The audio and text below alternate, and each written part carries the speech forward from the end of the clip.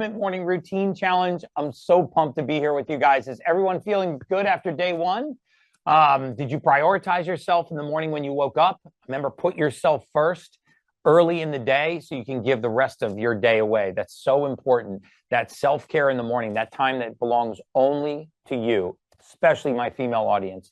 Did you do your sunlight tracker, guys? Did you get sunlight in your eyes today? Did you let some sunlight hit your skin, or at least get a window open and get your eyes out into natural sunlight? I mean, this is all about accountability and starting to build the habits that you can take with you anywhere in the world, that are portable in any time zone, in any country, in any place, and really set the tone for you to actually have a routine that your body can tie into. Because remember, our circadian clock is one of the most disrupted biorhythms in the world. And I'm going to show you some research today on what happens to our bodies when we disrupt our circadian rhythm. You know, I spoke at Mar-a-Lago 2 nights ago. Some of you might have seen it on my Instagram. And we just talked about the state of our country right now, and why the wealthiest nation in the world, the highest spender on healthcare, has the highest rates of so many chronic diseases. Spending $4.5 trillion a year on healthcare, leading the world in morbid obesity, type 2 diabetes, multiple chronic disease in a single biome, infant mortality, maternal mortality. These are not things that are happening to us. They are things that are happening within us. And how we prevent them is we get closer to Mother Nature. You know, we've lost touch with each other, the human touch that is so important. You know, I always talk about the Blue Zone research.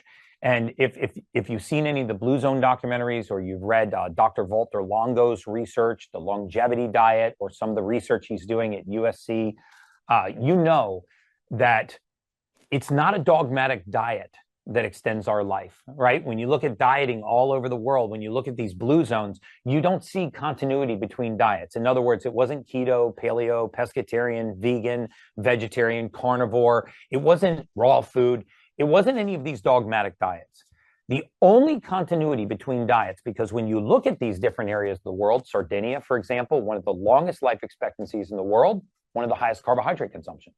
You go to the Mediterranean and you see very high fat in the diet, fatty fish, lots of oils, olive oils. And then you go to Singapore, you see the highest meat consumption per capita and one of the longest life expectancies in the world. And then, of course, the French are kind of screwing up the whole equation because they're smoking cigarettes, drinking wine, and eating cheese. But the point being, and they're living a long time in certain areas of France. But the point being that there wasn't a continuity between the diets. The only theme that ran through every single one of these diets were that they were all whole foods, right? None of them had a processed foods as a part of their diet. None of them had seed oils as a part of their diet. But the two things that were contiguous between all of the blue zones, and there were no exceptions to these two rules. One was a sense of community and purpose in life. And so they actually felt that they had a sense of community, a sense of purpose, even if they were elderly and their only role was to go out to the garden and get vegetables for meals that day for their family. There was no such thing as assisted care living facilities in these locations. Assisted care living meant mom and dad moved back in with the kids until they passed away. They didn't institutionalize and isolate them. We knew in the mortality space, when I was studying mortality for a living, that if you wanted to cut the life expectancy of any human being in half at any age, you put them in isolation. And so the sense of purpose and sense of community is so important. That's why I'm trying to build a community at The Ultimate Human. That's why I have a VIP community. That's why I do these challenges, because I want you to know there's so many like-minded people that are on this journey with you. And you'll find that when you get into the comments section on these videos, you'll find some of the kindest human beings on the earth. And what I love to see, and I saw yesterday, there were thousands of comments. Thank you so much, by the way, for all of your kind words. There were so many comments in there. And what I noticed was that the community is beginning to support each other and answer each other's questions. I saw people going back and forth about NAD and NMN and breakfast foods and recommendations for kids and multivitamins, all kinds of things. And so this is what we're trying to do. We're trying to create a movement, a community that shares information with each other so we can make America healthy again. But the second thing, besides community and a sense of purpose, was mobility into later in life. We know now that it's not arguable that muscle is our metabolic currency. Muscle is directly linked to longevity, thigh circumference, grip strength are all indications of how many more years you have left on Earth. Frailty is the greatest risk to mortality in older ages. It's actually not even the disease processes. It's not cancer and diabetes and heart disease. It's frailty, not being able to keep yourself stable while you're grip strengthening the rail of a set of steps, going up and down a set of steps. Not having the grip strength to actually suspend your own body weight and hold your own body weight. And we become so weak in our aggressive pursuit of comfort that a lot of people won't even take the most basic of advice because it makes them slightly uncomfortable. It's okay to be cold. It's okay to be hot. We got to stop telling grandma not to go outside. It's too hot. Not to go outside. It's too cold. To just lay down, to just relax, to eat at the very first pang of hunger. This is destroying our natural defense mechanisms. The human body responds very well to certain stresses. There's a type of stress called hormesis, a hormetic stress, that when you apply it to the body strengthens in result, right? Rest, relaxation, lack of mobility, these destroy our natural defense mechanisms. And I'll probably cut the audience in half with this next statement. But the worst thing that ever happened to humanity during the pandemic was not even the pandemic itself. It's how we answered the pandemic. What we did was we put human beings in isolation, masking, social distancing, residential quarantining. What this did was it took us out of contact with other human beings, and it collapsed our natural defense mechanism. Remember, if you don't load a bone, it doesn't strengthen. If you don't tear a muscle, it doesn't grow. And if you don't challenge the immune system, it weakens. And so you're seeing the effects of the global weakening of the immune system. And all of these new pandemics that they say are circling back around that are going to come and get us are only after the weak and the immunocompromised. They are not after those of us that regularly stress our system and strengthen it through this process of hormesis. One of those stressors, believe it or not, is sunlight.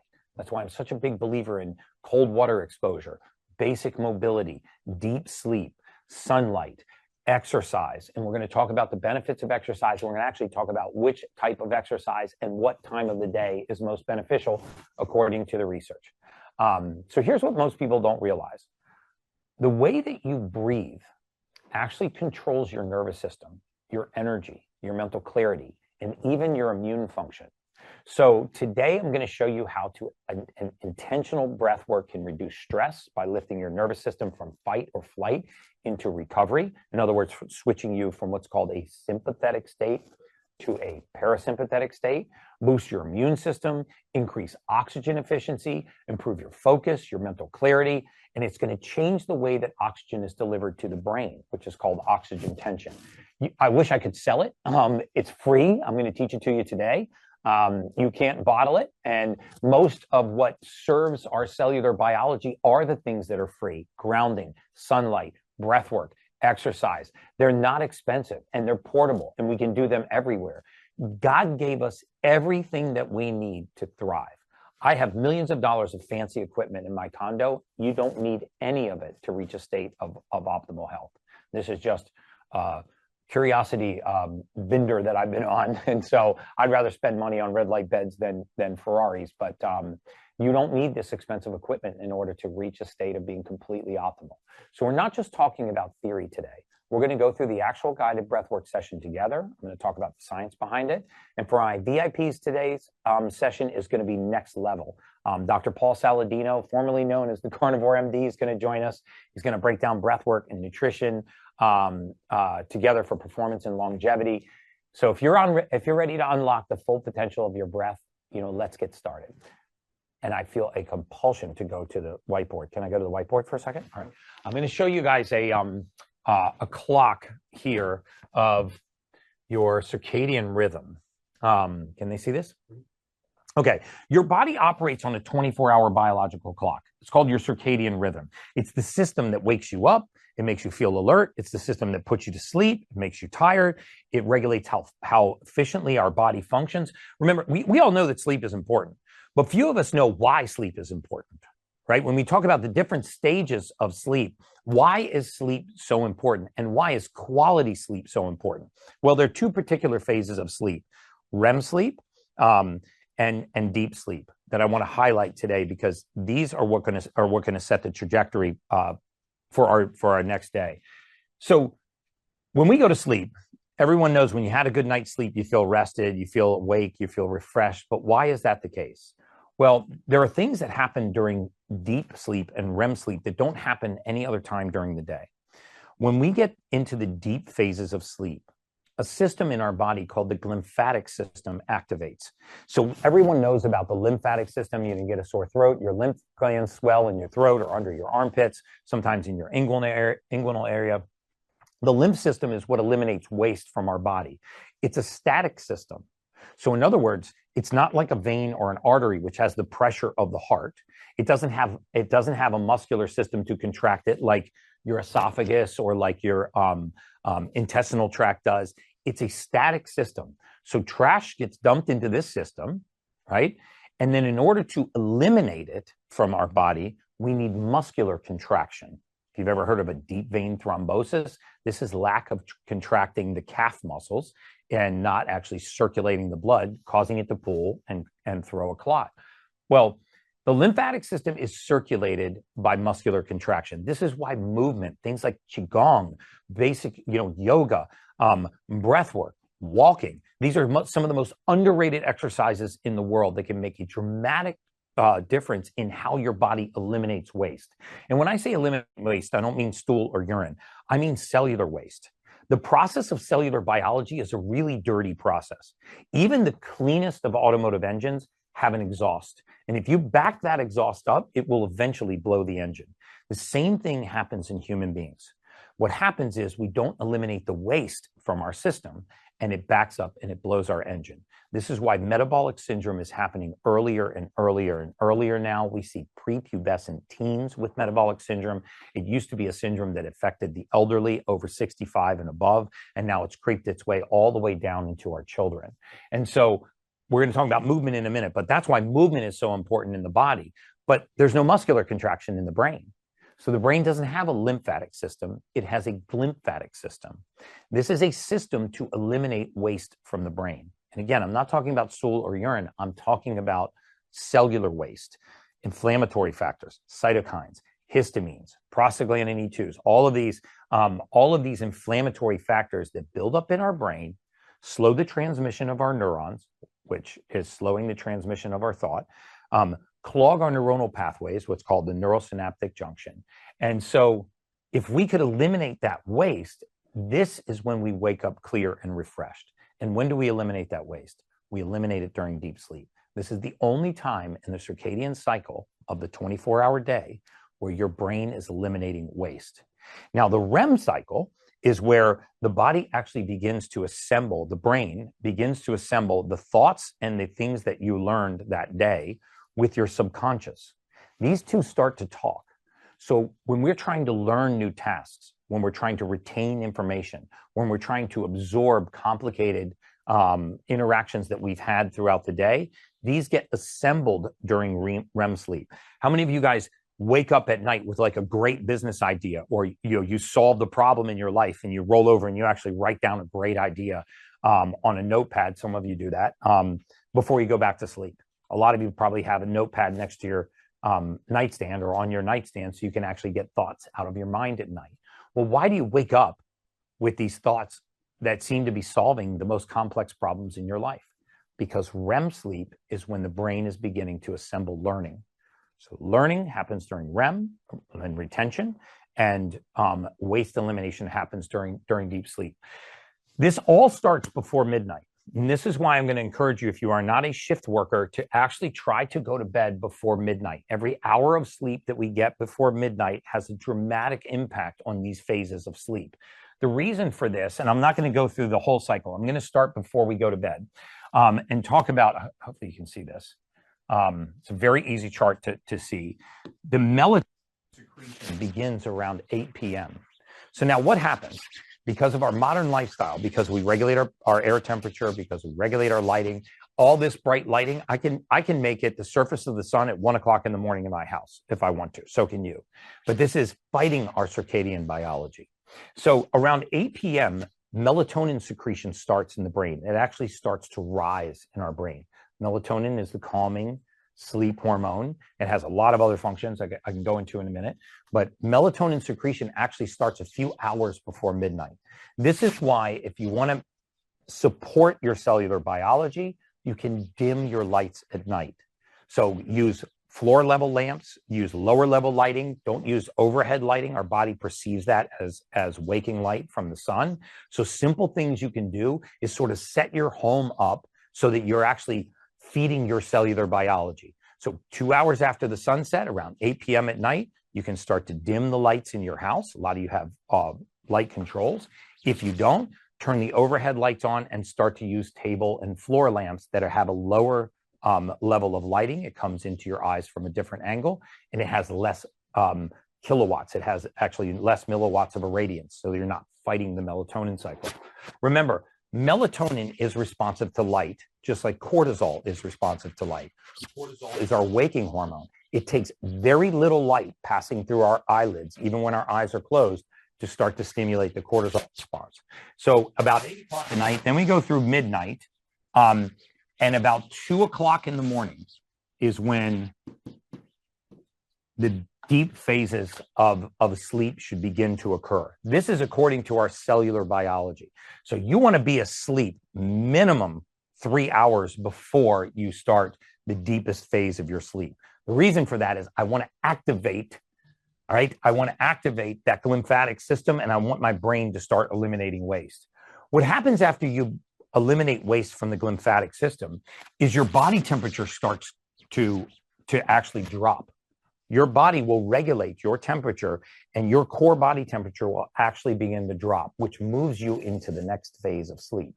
This is why I'm a big supporter of things like 8 Sleep mattresses, because they will actually cool you through this cycle of sleep. It will sense what phase of sleep you're in, and it will actually apply cool water to actually help your body temperature lower and hold you in these states of sleep longer.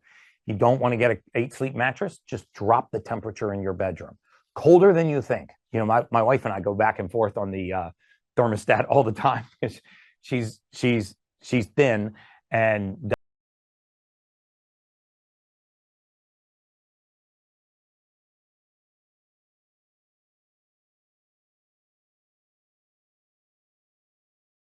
you think between 65 and 69 degrees Fahrenheit is optimal. That's where most of the research says when your head, sometimes your feet are out in that temperature, it actually helps your body regulate and hold these deeper stages of sleep.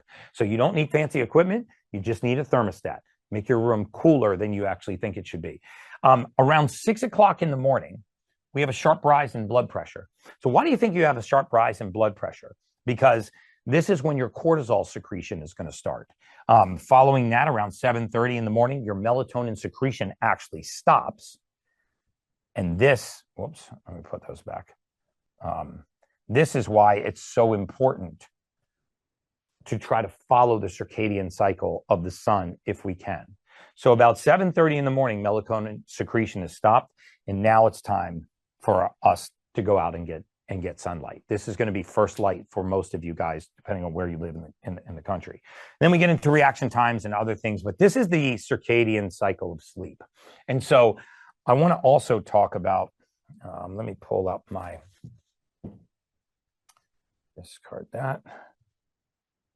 Okay, so we know that the circadian cycle is what we're trying to tie ourselves into. So now we've woken up in the morning. Yesterday, we talked about splashing water on our face, brushing with a soft toothbrush, finding a hydroxyapatite toothpaste rather than a fluoride toothpaste, doing tongue scraping. I think you can get a copper tongue scraper on Amazon for about $6. And then also adding oil pulling, which is just organic, cold pressed coconut oil, a half tablespoon of that in the mouth, and swishing it around to actually saturate our gums with oil. Now we're going to move to the next phase. What I do is that's when I expose my body to cold. Right out of the bed, I actually need I do the cold exposure. We talked yesterday about what cold exposure does to us. You can either use a cold plunge, you can use a cold shower, or you can actually freeze Tupperware in your refrigerator, in your freezer, and you can take those Tupperware blocks, put them in your bathtub. They will last 3 days. You only need 58 degrees Fahrenheit to be a cold plunge. Colder is not better. Longer is not better. I keep my cold plunges between 48 and 52 degrees. It's just a man contest to try to go down into the 30s. It's painful and it's unnecessary. Also, prolonging cold exposure is not necessary. Remember, we're not trying to become cold adaptive. We're trying to cold shock the body. So you've woken up, you've cleaned your oral cavity, you've flossed, you've tongue brushed, you've oil pulled, you've brushed with a soft toothbrush, you've used hydroxyapatite toothpaste. You're starting to wake up, you expose your body to cold. And then from there, this is when we're going to move into the balance of our morning routine, which for me starts with sunlight exposure and breath work. And I'm going to talk about both of those now.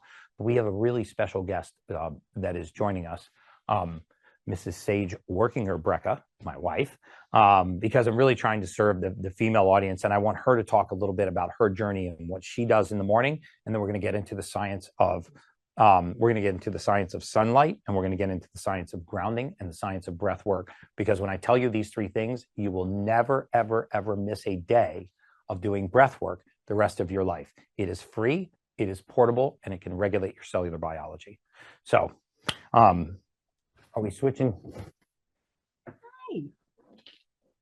There is my beautiful wife. So this is Sage Workinger-Brecka. She's, it's been a beautiful journey with her. 10 years ago, she and I took over a bankrupt vitamin shop in a strip mall in Naples, Florida, because we wanted to make a change in the world and we wanted to start a functional medicine clinic. Neither of us are or were licensed to practice medicine, so we had to go find a doctor, and we just knew that there was more to medicine than what we saw was out there.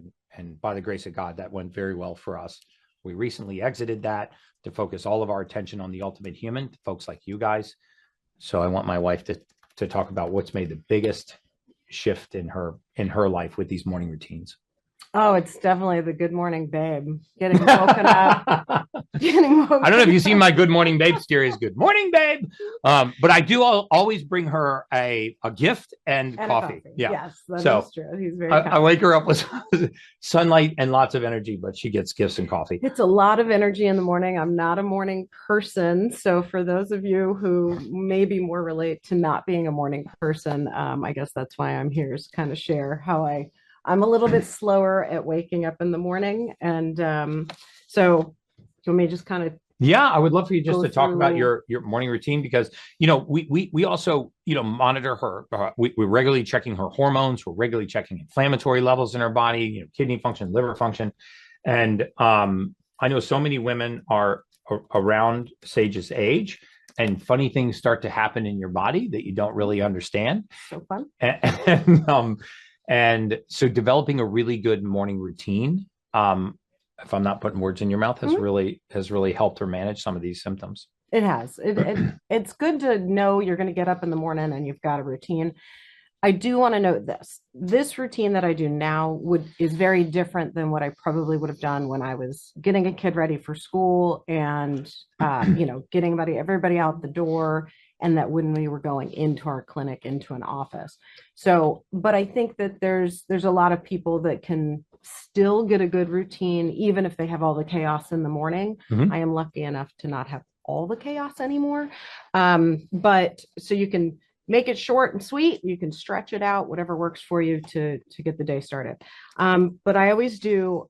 I'm not like a crack of dawn kind of wake up in the morning person, but I do like to wake up, get my sunlight in, do some of my breath work techniques.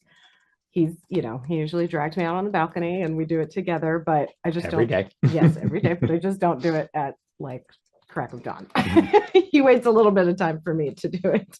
Then I always start with one big water in the morning, and I love the new H2 tabs. So my favorite's the raspberry if I'm just going to do it in plain water with a little Baja Gold sea salt in it.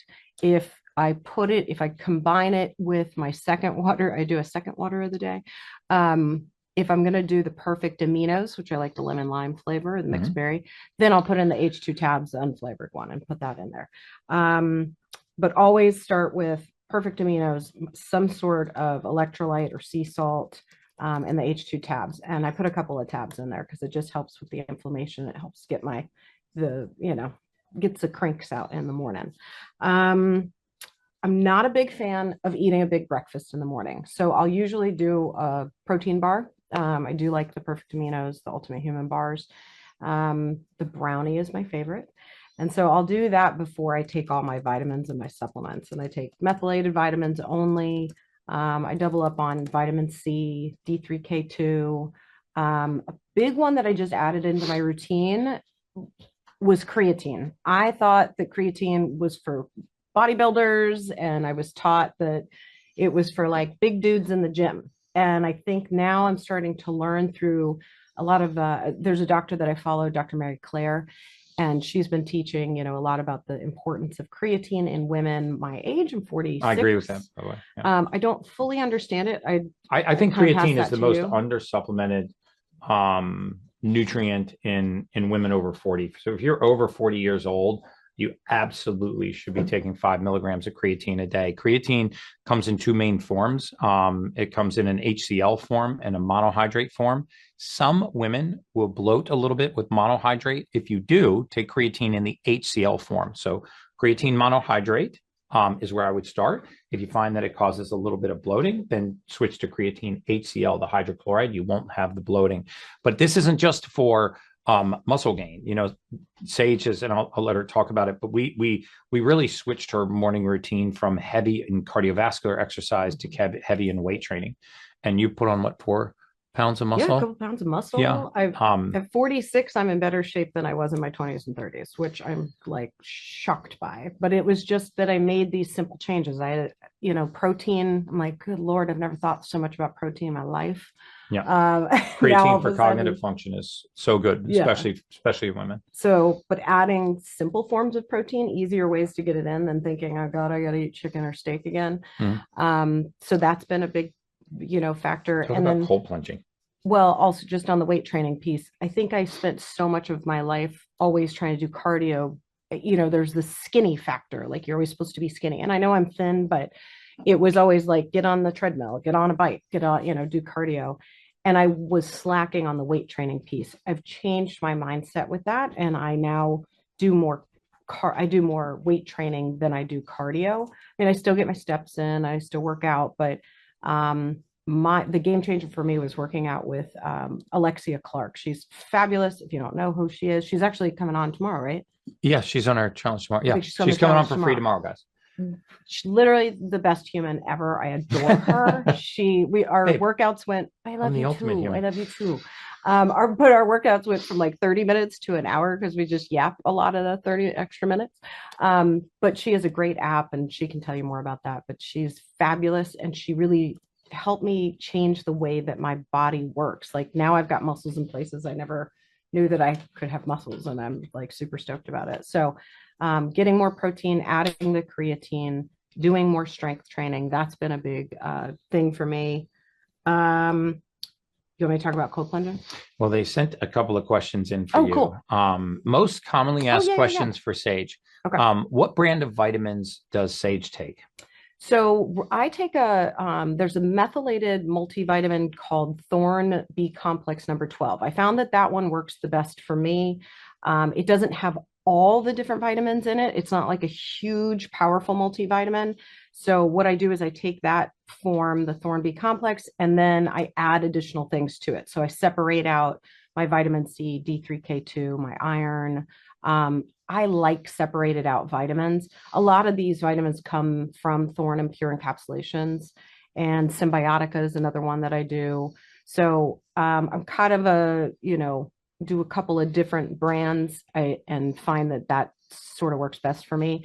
I love, in the mornings, I do my coffee. I add a lot of stuff to my coffee too. So I do my collagen powder in my coffee. I love cinnamon, ginger, and turmeric powder. That's like my little coffee mix. I have them all over the house for everybody to use, but I basically combined organic cinnamon, ginger, and turmeric powder together and then refunneled it back into a container. And I add that with like butter or MCT oil. acid kicking stuff. Mhm. So it's not so acidic. I do a lot of stuff in my coffee. That's like a powerful coffee in the morning. But I love it. I love all of the And we do it things. after sunlight, just so we know the order. Yeah, true. There's a question: is there any truth that creatine can give issues with your kidneys? No. If you have normally functioning kidneys, there's on a blood test, there's something called creatinine, which is not creatine. You'll see on a normal kidney exam something called EGFR. That's your glomerular filtration rate. And what that tells is how quickly is blood moving through your kidneys. Remember, 15 times every single day, the entire volume of blood in your body goes through your kidneys. So that's your filtration rate. And then you usually see two other metrics, BUN, which stands for blood urea nitrogen, and another one that is creatinine. That's not creatine. When your creatinine is high, it generally indicates muscle damage. But this is very common if you're exercising. So, guys that go into the gym and do a heavy squat workout, if they go straight to the doctor and had blood work done, you'd look like you were in kidney failure. You're not. You just have high amounts of creatinine in the blood from muscle breakdown. So no, there's no truth that creatine in normally functioning kidneys can give you issues with your kidneys. Of course, if you have kidney failure issues or you actually have kidney pathology going on, then it could affect your kidney filtration rates. The other question was, is 5 milligrams of creatine also recommended for pregnant women? So because there's no clinical studies on pregnant women, I don't want to answer that directly, but indirectly, what I would say is, first of all, check with your doctor before you start any supplement if you are pregnant.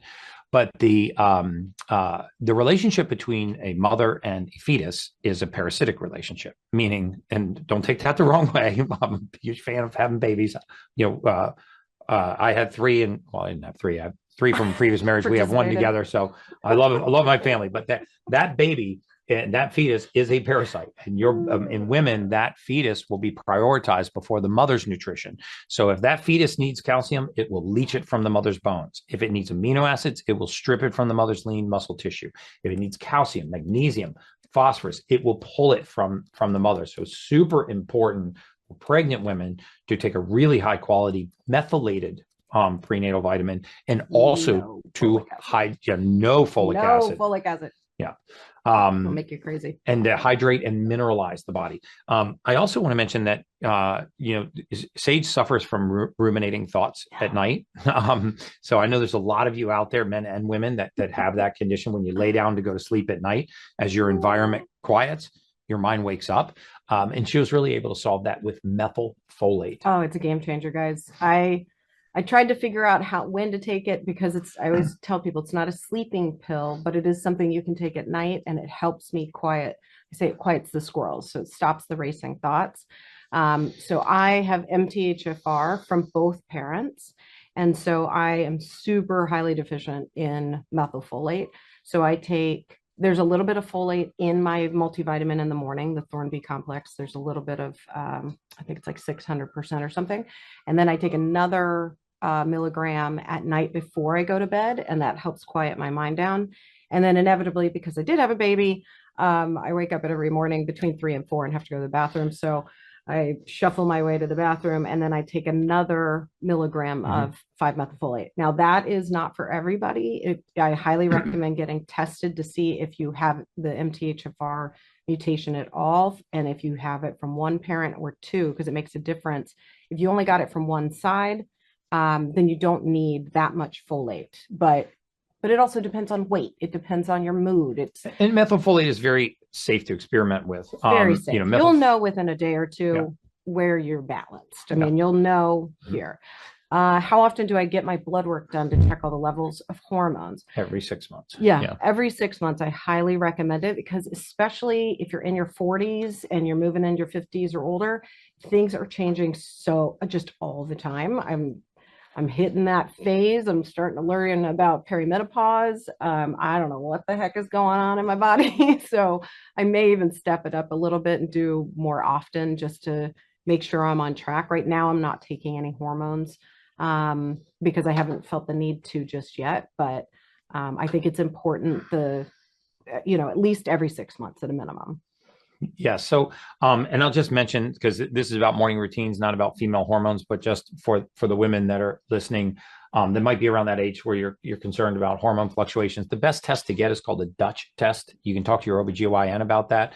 It's a 24-hour urine test. Remember, all blood work, when you take blood work, men too, it is just a snapshot in time. So it only tells you what your levels are at that time. The greatest mistake that's made in all of female and male hormone therapy is treating the levels of hormones. We should never be treating levels of hormones. We should be treating the ratios of hormones. Even women in menopause have a cycle. It's just that the amplitude is less. You have a large amplitude cycle, follicular, ovulation, luteal, when you are menstruating. As you get into premenopause and then go through menopause, that amplitude drops. During that time, it's still important to have the ratio of hormones stay at the right level. Also, on the Dutch test, it will actually look at your COMT gene mutation, catechol O-methyl transferase gene mutation. The reason why this gene is important is because that gene codes for the enzyme that eliminates estrogen, sends estrogen down the E2 pathway. And lots of women around this time in their life, they begin to actually carry water weight in their midsection. Yeah. And it doesn't mean that you're fat. It means that you're retaining water. And nothing's more frustrating for a female that is going to the gym, eating right, and getting exercise and sleeping properly to be bloated sort of universally all over the body, sort of cheeks, flanks, arms, under the breasts, and then around the midsection, or to have what we call the estrogen band, which is the bubble right below the stomach that moves laterally around to your flanks. Next month or the following month, I'm going to do a whole challenge on hormones and blood work. So pay attention for that one, because we'll go deep down the rabbit hole of what you should be looking at. Is there info about sunlight in your eyes? I'm assuming that you just look at it with your eyes closed. You can actually turn towards the sun with your eyes closed. What I did this morning when I did breath work this morning was I looked in the direction of the sun, but not at the sun. This is called horizon gazing. Horizon gazing actually can move your body into a parasympathetic state, as can cold water exposure. Remember, when you actually get in the cold water, you get the peripheral vasoconstriction, you get brown fat activation, you get cold shock protein activation, you get a spike in dopamine. But if you put your face in cold water, you activate something called the mammalian dive reflex. You're welcome to look this up. The mammalian dive reflex exists in all mammals, not just aquatic mammals. You think about a whale or a dolphin that is diving in the ocean. As the water gets deeper and the pressure increases, it also changes temperature rapidly. So as that water cools and passes over their face, it slows their heart rate by moving them into a parasympathetic state, a rest or digest state. This sounds counterintuitive, guys, but if you're having a difficult time cold plunging, dunking your head, or when you get in the shower, running it on your face first actually will calm you down. It will put you into a parasympathetic state by activating this mammalian dive reflex. Sometimes I'm so shocked at the things. Like, he's like Google sometimes, and I. Oh, you didn't know about the mammalian dive reflex? I mean, I feel literally like I've told heard you it before, but I actually paid attention this time. I was trying to tell you that in bed the other night. I don't want to hear it in bed.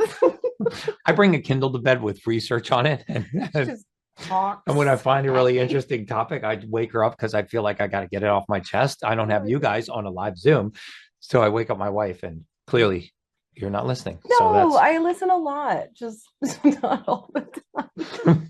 This was just a few weeks ago, but okay, but I learned something new today, so that was exciting. I would love to know more about grounding and how much time is actually needed on a daily basis. 3 to 6 minutes is all that's needed for grounding. Here's something really interesting. If you live in a commercial building, commercially built building, not a home, but a commercial condominium building, believe it or not, these construction, this type of construction is actually very conducive to grounding. So very often, because of the steel and the concrete and the pillars that go down into the earth, you can actually take your shoes off and even be grounded in your unit. You want to check that this is the case, but you can. Also, commercial electrical installations are naturally EMF protected, not because they're trying to protect the EMF, they're trying to protect wires from fires. So when they run electrical wires in conduit, which is like a metal pipe, the EMF doesn't leave the wire like it does when they run it in something called Romex or inside of rubber. So if you're in a commercial condo, I was actually really surprised how low the EMF in our unit here tested. We've done a lot of EMF mitigation, but just as another fact. How does Sage balance blood sugar and hormones in the morning? I do want to make a quick comment, and I want you to answer. We did notice that when she started weight training, her blood sugar was dramatically better. She never had issues with blood sugar per se, but her insulin sensitivity improved when she started weight training. Women, you should really please listen to this. I'm going to show you a clinical study before we're done. Not all women are good for intermittent fasting. Some of the worst endocrine disasters that we've seen in the hundreds of thousands of patients that were treated in our clinic system were young menstruating women with very narrow feeding windows. Sometimes women that have really good blood sugar control will spend too much time being hypoglycemic, and this throws your hormones off and it throws your thyroid off. Remember, your pituitary, the master puppeteer in your body, is always trying to save your life. So if you don't have enough caloric intake, it will begin to throttle back your metabolism. And nothing is worse than restricting your calories and starting to retain water and having other consequences like a slower metabolism. And that's why I do the protein bar thing in the morning, because again, I'm not a huge breakfast person. So, but then if I do eat breakfast, it's always eggs, avocado, no carbs. I don't do toast or, cinnamon rolls or any of the good stuff, but I stick to bacon and eggs and avocado. Yeah, I actually, in our guide, guys, I added a section on how you can get 30 grams of protein. This is free. It's in your guide. So you can actually go right into here and talk about and find ways that you can get 30 grams of protein. There's some vegan, vegetarian options in there. The only other thing I want to talk about was my cold plunging. Yes. Oh, yeah. Talk about that. Yeah. So I have a love-hate relationship with it. I know there's a lot of women, especially if you're thin, that like I have trouble. I'm cold right now. My fingertips are always chilly. Yes. And so I have a hard time getting warm in places. So I'm always bundled up. But I had a back surgery almost 8 years ago. L5S1 fusion. Yes. And I have struggled for years in trying to manage the pain of that. And I have found that as much as I didn't want to give him credit for it, that cold plunging, he was right about cold plunging. It is the one thing that helps my back. So if I'm on my feet all day and I'm achy and I don't feel well, I always do it in the morning. It's just part of how I wake up. I do a sauna. I like to get a little bit warm before I get in. And then I do a cold plunge. I do 4 minutes. I listen to a positive affirmations video, the same video every day. So I know that when my 4 minutes is up, it's at 50 degrees. There's no chance you're getting me in anything colder than that. But I love it. I hate it for the first 30 seconds. And then I really come to peace with it. And when I get out, I feel so much better. And then sometimes at the end of the day, if I've been on my feet and we've been running around like crazy, I'll do it again, just a shorter period of time, maybe like 2 minutes. It's such a game changer for the aches in my back, my shoulder, my neck, sometimes. So I force myself to get up to my neck. If I only have access to a cold shower, I just sort of go like one limb at a time and I just sort of kick them all in. And then I finally get all the way through.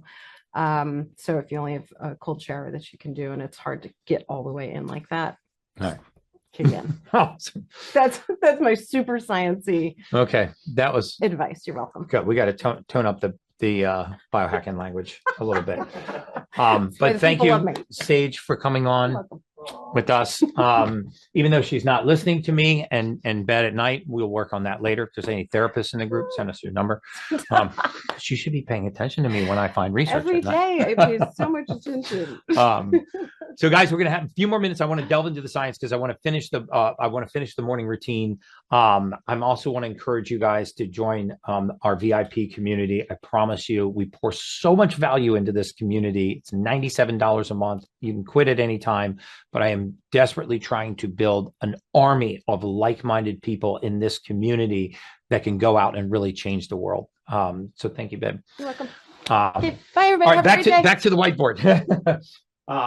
So I want to. There's a couple of things that I wanted to run through because I went and I looked up the science of circadian rhythm. There's a couple of scientific articles that I want to show you guys because in the morning, remember we talked about what are the best things to put in your water. We're going to hydrate and mineralize first thing in the morning. So you're going to take this. Remember, we just said, how do we just take everything and have it serve us, right? You're going to drink in the morning anyway, or at least I hope that you're having some fluid in the morning. So how do we have this water serve us? First of all, this should be filtered water. I hope that you have permanently gotten tap water out of your life for good. I want to talk about delaying the onset of caffeine 60 to 90 minutes. I can go into the entire science behind it, but just very quickly, there is a compound called adenosine, which binds to receptors in your brain.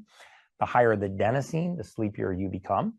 Caffeine competes for that same receptor site, so it's actually better for you to allow these adenosine receptors to get more saturated in the first 60 to 90 minutes of the day, and have your coffee 60 to 90 minutes after you wake up. So if you're able to wake up and do your your oral routine, do your cold plunge, get a little bit of sunlight in the morning, you can accelerate these things, and then have your coffee, you're actually going to avoid your morning crash. So what do we put in our water in the morning? Minerals. My favorite mineral is something called Baja Gold sea salt. The reason why I like this is probably the cheapest biohack that I know of. A $15 bag of that will literally last you 5 years. You can use Celtic salt. You can also use powders, but my preference is to actually use real mineral salts, because most human beings are mineral deficient. Remember, our bones are not actually made of calcium. It's calcium and phosphorus, which combine to make something called hydroxyapatite. This is what our bones are made out of. In order for calcium and phosphorus to bind and make hydroxyapatite, to make strong bones, to avoid osteopenia and osteoporosis, you need 12 minerals. You need boron, manganese, molybdenum, silica, selenium. You need zinc. You need all kinds of minerals. There's 12 of them that are required for this, not to mention all kinds of other physiologic processes. So if you can get them naturally, maybe a Celtic salt. My preference is Baja Gold. I also put into here something called Perfect Aminos. You do not have to use these, but I put this into my into my water in the morning. Why? Because amino acids are not proteins, guys. Amino acids are the building blocks of proteins. So we don't just build muscle from amino acids. Our natural killer cells are made from amino acids. Collagen, elastin, fibrin is built from amino acids. You cannot improve the tone and texture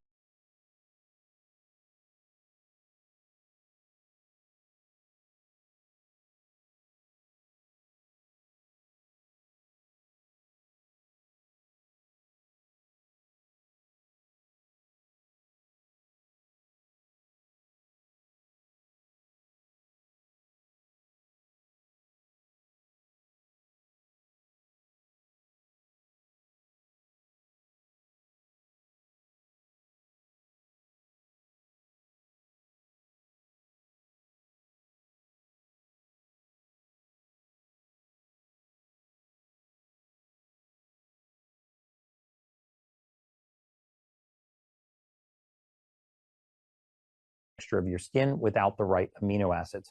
My preference is I don't use collagen or because collagen, first of all, is an incomplete protein, so you can't build muscle with collagen. Also, we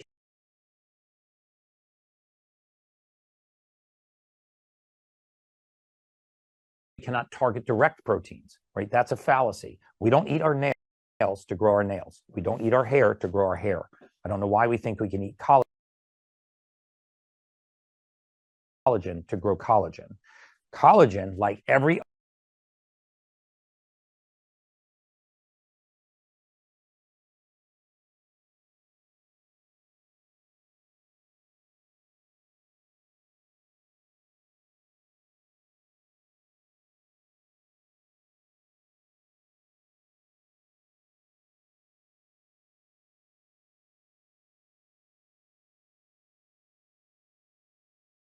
other protein, whether it's steak or chicken or eggs or collagen or protein powder, whey protein, becomes the exact same thing in the human body. It becomes amino acids.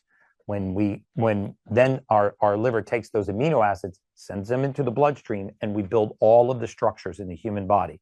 One of the reasons why fasting is so good for you is because the body needs amino acids. So if you don't eat, where does it get them from? It goes out and breaks apart what we call senescent cells. It actually goes out and gobbles up worthless cells in your bloodstream, turns them into amino acids, so you can build proteins and other structures in the body. And then I put something called H2 tabs or hydrogen. I think hydrogen water is the most underrated biohack on the surface of Mother Earth. As you know, I've been a big proponent of hydrogen water. I got lots of flack for promoting hydrogen water bottles because they're $250 to $299. Hydrogen tablets will cost you less than $1 a day, and you can put high part per million hydrogen into your water. One of the benefits of hydrogen, I'm going to link this study, but this is one of my favorite studies on hydrogen water. And the reason why I like this study is because this is a randomized, peer-reviewed, published clinical trial. It had a placebo control group. And the majority of research that we see, everybody likes to do research on young, healthy men and women or athletes. There's very little research targeted on people that are biometrically deficient. So this one was the effects of 6 months of hydrogen-rich water on phenotypic biomarkers, which is methylation, of aging in older adults. These were 70 years and over. Okay, so they did this trial for 6 months. What they found, this is astounding, right? I mean, for less than $1 a day, is that, this was such a well-designed study. They measured oxidative stress. They measured the function in the mitochondria. They measured multiple different markers of inflammation. They measured sarcopenia, which is the age-related muscle wasting. They measured levels of certain neurochemicals in the prefrontal cortex of the brain, and they even measured their sit-stand ratio, all of which improved. So if you actually look at, and I'm gonna link this study. So methylation, DNA methylation, increased in the hydrogen-rich water group over the baseline. Superior to control. Hydrogen-rich water was superior to the control water to increase brain choline and NAA levels in the frontal gray matter. That's a fancy way of saying the activity in our prefrontal cortex. They had, I'm just going to quit highlighting these. I'll just read. They significantly improved chair sit-stand performance after hydrogen-rich water intervention compared to the control group. So what happened was these people's degree of methylation improved, how well they were processing nutrients. Their telomeres, one of the hallmarks of aging, lengthened. Their inflammatory markers dropped. Their cognitive function, especially in the prefrontal cortex, improved. Their sit-stand ratio improved, all by adding hydrogen-rich water to their morning routine. So if you are going to drink anything in the morning, make sure we hydrate and mineralize the body with amino acids, which, by the way, will not break a fast. We also, I also am a big fan of morning versus afternoon exercise. This is a clinical study that was a randomized trial that looked at whether or not exercising in the mornings or in the evenings was better. Hands down, morning exercise was better, even though you are stronger and more coordinated in the afternoon. That's best when to do competitive athletic activities. But in terms of regular timing of your morning routine, it is better to exercise in the morning. I want to get through this quickly, so I'm not going to go through all the points of this study, but I will link it in the show notes below so that you can look at these. I also wanted to highlight the beneficial effects of higher protein breakfast in the morning. If you are an intermittent faster, and I'm a big fan of intermittent fasting, the evidence is clear on intermittent fasting that if you can, shifting your eating window to the morning and your fasting window to the evening has significantly better improvements on athletic performance, sleep, cognitive function, senescent cell elimination, meaning what we call zombie cells. It improves cellular apoptosis, which is the way that our cells regenerate and die. So there are significant improvements on having our feeding window in the morning versus having our feeding window in the afternoon. Our feeding window in the evening, and certainly eating close to bedtime. We know, especially for those of you guys that participated in my sleep challenge, we know that eating within 2 hours of bedtime and nearly universally interrupted everybody's Whoop sleep routine. Alcohol was the only one that was 100% sleep disruptive, meaning nobody that checked alcohol had an improvement or even a baseline of sleep. It actually went down. But the second was consistent bedtimes, and the third was eating within 2 hours of bedtime. So guys, we're almost up on our hour. Tomorrow I'm going to go over the circadian clock control, endocrine factors. I think it's really important to time our meals and our sleep around our endocrine system.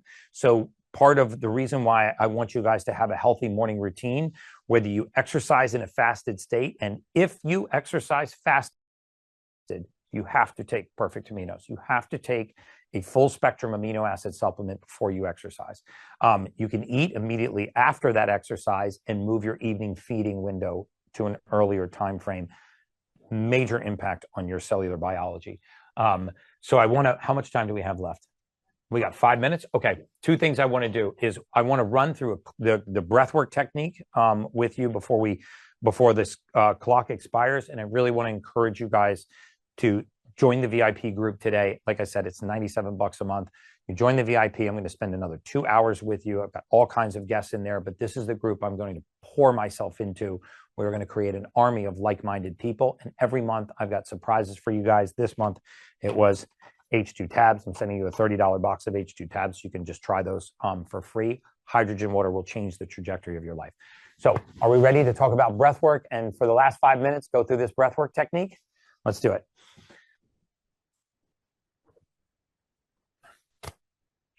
All right, I'm on.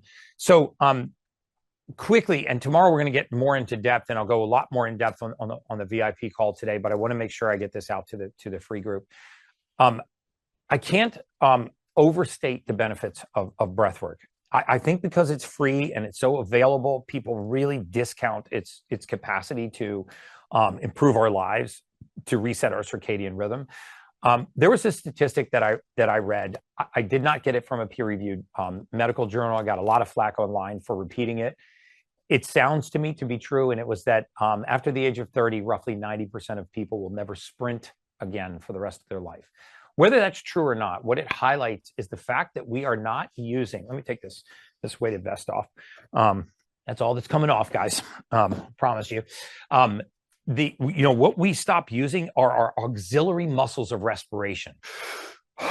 The intercostals, right? We don't just breathe with our diaphragm. We breathe also with our intercostals. When your brain takes over your breath and you take a gasp of air in, you're using your intercostals or your auxiliary muscles of respiration. What's important about this is it stops you from breathing with the apex of your lungs, which is only a third of your lung volume, and it forces you to breathe with the lobes of your lungs, where 2/3 of your lung volume is. So if you're not out sprinting a couple of times a week, we can mimic this activity with breath work. And here's what I do. When I'm outside, I call this biostacking. If you can, feet touching the surface of the earth, skin exposed to sunlight, looking roughly in the direction of the sun. If that's not possible, it's okay. And I want to do 3 rounds of 5 breaths with you. And I want to explain what's going on with the breath work. Remember, carbon dioxide is the main vasodilator in the human body. It is not nitric oxide, which most people think. In fact, if you are taking a nitric oxide supplement, please stop. Nitric oxide is a caustic gas that competes in the mitochondria for oxygen at a site called cytochrome C oxidase. So I don't want to raise your nitric oxide level. If possible, I actually want to lower it. When you get vascular during exercise, that is because of the CO2 heading back to the lung, okay, or heading back to the heart to go to the lung. And so if I want to vasodilate, technically vasorelax my system, I want to raise the CO2 level and then flood it with oxygen. So here's how it works. When we do breath work, it's intentionally designed to do both things, not just get more air into our lungs, but it's designed to actually relax and vasodilate our system. So I want you to start with 3 rounds of 5 breaths. And these breaths have to be obnoxious. I mean obnoxious, like you were held underwater for 2 minutes and you broke the surface of the water and you literally never thought you were going to get another breath. That's how I want you to breathe each time. You can breathe through your nose or through your mouth. My preference is the nose, but if you have clogged nasal passages or you're congested or you have a deviated septum, it's perfectly fine to breathe through your mouth. Don't overthink this, guys. Just get the air in. Okay, so it looks like this. And then out through a straw.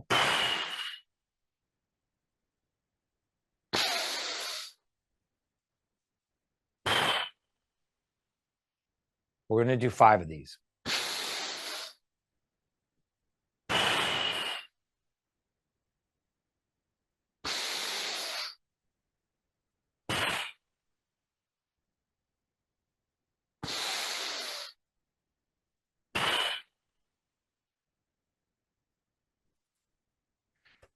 you should already feel more relaxed. When we breathe like this, on the final exhale, I want you to start with 3 rounds of 5 breaths, work your way to 3 rounds of 5 or 10, 3 rounds of 15, 3 rounds of 20, and get all the way to 3 rounds of 30 breaths. When I started, I could only hold my breath for about 30 or 40 seconds. Now I can hold my breath for almost 4 minutes between rounds. On your final exhale, I want you to just close your eyes, and I want you to exhale, and I want you to fight the urge to breathe. So, fight the urge to breathe allows the carbon dioxide to build up. It starts to vasorelax and vasodilate the body. And then once you feel the overwhelming urge to breathe, you take another deep breath in and you hold that. You let it out, gather your breath, and you start again. Okay, I'm going to come back and do another demo of this tomorrow. I can't believe this hour went so fast. We're wrapping up and cutting over to the VIP. Guys, today is the day to join the VIP. It's $97 a month. Quit whenever you want. But come on this journey with us. Be a part of this VIP community. It will change every aspect of your life. Maybe you'll be the person that we select to fix whatever condition is ailing you or a loved one right now, so we can have a qualified professional do it in real time, very authentic, and very visceral and very vulnerable, so that everyone can benefit from this education. So that's a wrap on day 2 of the Ultimate Morning Routine Challenge. First off, I just want to take a moment to thank each and every one of you. You showed up, you leaned in, you took control of something so fundamental, which is just your morning. Remember to check out the PDF. It's free, and review it. We're in phase 2 now. It's amazing information for you. It's a great place for you to start. If you have a burning question you want to ask me, I encourage you to join the VIP session, because we're going to do a live Q&A with me this afternoon and some really amazing qualified health professionals. Until next time, that's just science, and I will see you guys tomorrow. But VIP. So in just a few minutes, we're going to be sitting down with Dr. Paul Saladino. We're going to talk about breath work, nutrition, human performance at the highest level. Remember, all VIPs who joined are getting a free box of the H2 tabs. So I'm going to send you all a free box of these tabs. These tablets supercharged hydration and oxygen efficiency at the cellular level. I know a lot of you already bought these. It doesn't matter. Just put those on the shelf. I'm still sending you a free box. If you're not a VIP yet, this is your last chance to upgrade before we kick off. Hit the link below and join us inside the VIP group.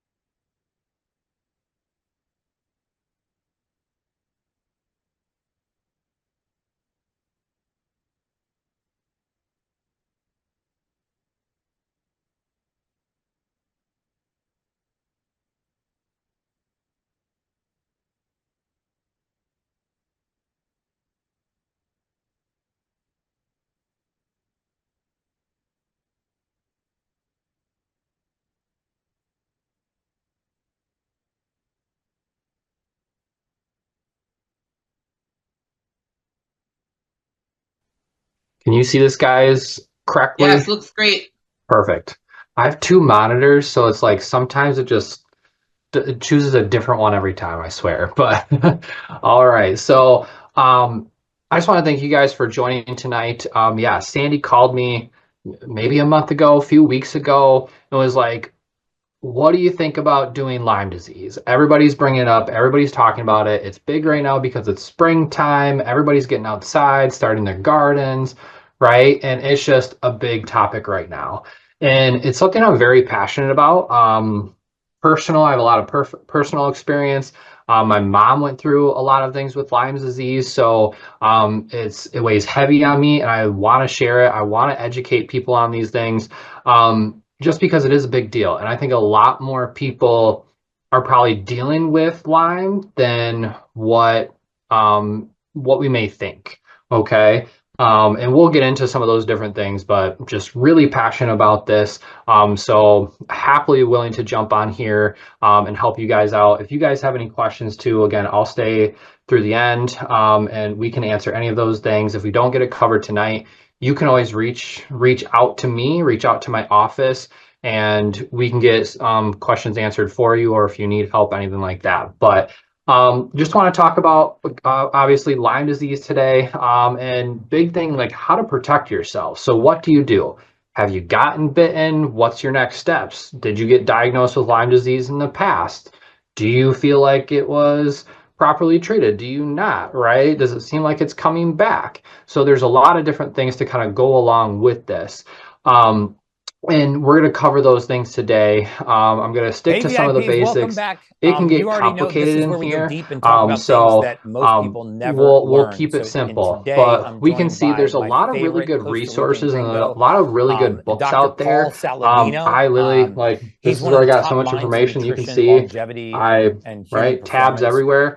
This is a vacation read for me. I'm a nerd. So literally took a week trip to Florida and I went through this entire book. This is my vacation read, so people think I'm crazy for that, but I love it. I love soaking up the information, everything that I can. So there's a lot of really good things out there, and traditional treatment is you go to the doctor, maybe they diagnose you. If you do, then you get put on an antibiotic, right? And that's it. Here's an antibiotic, you're good to go. Okay. But it's great There's to see so much more than that. I find that does not work.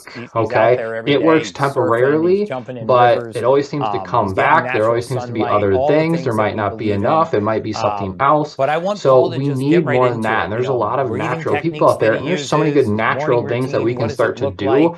One, to help support ourselves, but also to help go after if you do actually have Lyme disease. So here's some really good resources to start to look at. Now, some of these are very complex, like medical textbooks, so they do get pretty heavy in there, but good ones to look at if you are interested. It's just an honor to have you on. So when we talk about Lyme disease, we'll just briefly kind of touch on it.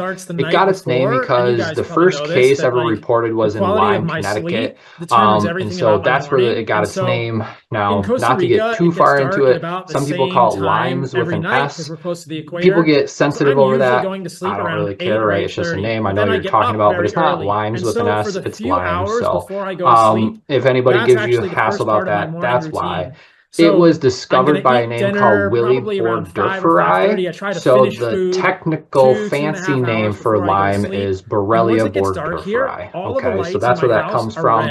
And really doing research and going back, we found the first case nearly 5,300 years ago.